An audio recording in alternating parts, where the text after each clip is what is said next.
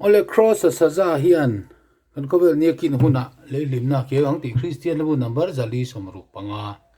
hian request a a key in kana sadonani transpose in -3 kan khawvel niakin hunah leilimna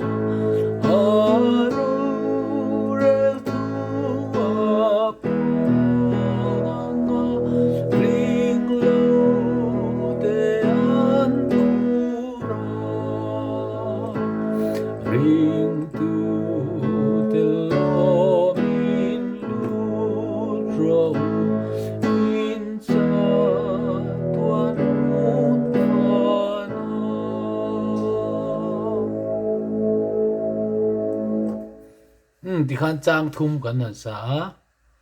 du tok phot mayang chang ni na po khan sum dog tu ina sum zong zong katia ti zel khan mai fa so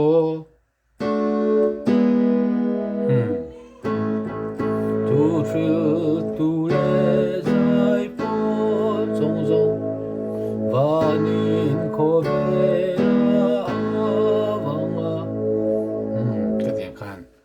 request to ha cross a saza ni